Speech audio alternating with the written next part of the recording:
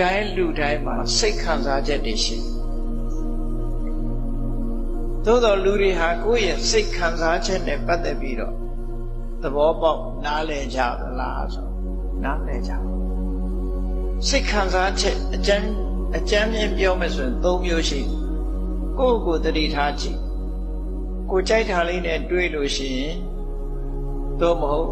နေလို့ထိုင်လို့အဆင်ပြေလို့ရှိရင်ဒုက္ခဝေဒနာဆိုစိတ်ခံစားချက်ရှိနော်စိတ်ချမ်းသာတယ်ကိုချမ်းသာတယ်လို့ပြောကြဒုက္ခဝေဒနာအေးနေမကောင်းထိုင်မသာဖြစ်တာပဲဖြစ်စေတခုခုအဆင်မပြေတာပဲဖြစ်စေဒုက္ခဝေဒနာခံခက်တယ်စိတ်ပြည့်တယ်စိတ်မကောင်းဘူးစိတ်ညစ်တယ်ဆိုတာဖြစ်ဒုက္ခဝေဒနာစိတ်ချမ်းသာတာလည်းမဟုတ်ဘူးကိုချမ်းသာတာလည်းမဟုတ်ဘူးဂျားစိတ်ထဲမှာခံစားချက်ပုံမှန်အနေအထားလေးတစ်ခုဖြစ်လို့ရှိရင်အဒုက္ခမဒုက္ခသို့မဟုတ်ဥပိ္ပခဝေဒနာလို့ခေါ်တယ်အကျဉ်းအားဖြင့်ပြောမှဆိုရင်လူတွေရဲ့စိတ်ခံစားချက်၃မျိုးအစင်ပြေနေရင်ဒုက္ခဝေဒနာအစင်မပြေရင်ဒုက္ခဝေဒနာပုံမှန်အတိုင်းဆိုရင်အဒုက္ခမဒုက္ခဝေဒနာအဲ့ဒီမှာလည်းပဲထပ်ခွဲတယ်ဒုက္ခကိုနှမျိုးခွဲလိုက်တယ်ကာယကဒုက္ခစေတသိကဒုက္ခစေတသိကဒုက္ခခန္ဓာကိုယ်အနေထိုင် comfortable ဖြစ်တယ်နေလို့ထိုင်လို့ကောင်းတယ်ကာယကဒုက္ခစိတ်ချမ်းသာတယ်သောမနတ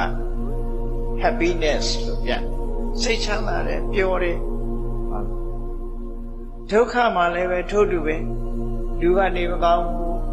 ကြောအောင်တယ်နားကြိုက်တယ်သွားကြိုက်တယ်ကာယကဒုက္ခအေးစိတ်ညစ်တယ်စေတသိကဒုက္ခဒေါမနတလို့ခေါ်တယ်အဲ့ဒါလို့နှမျိုးထပ်ခွဲပြီးတော့ဥပိ္ပခာလို့ဆိုတဲ့နောက်ဆုံးဟာကြတဲ့အခါကျတော့တစ်မျိုးတည်းပဲထားခံစားမှုမထင်ရှားတဲ့အရာလို့အဲ့တော့လူတွေရဲ့စိတ်ခံစားချက်သည်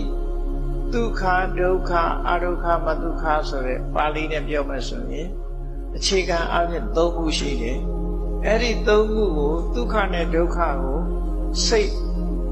ကာယကစေတသိကနှစ်ခုထပ်ခွဲလိုက်တဲ့အခါနှစ်ခုစီခွဲလိုက်တဲ့အခါ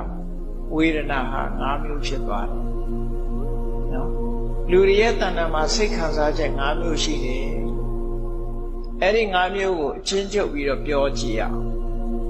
ဘုန်းကြီးတို့တွေကိုယ်စိတ်တိုင်းညဖြစ်နေတဲ့အခါမှာနေလို့ထိုင်လို့ကောင်းတယ်ပြော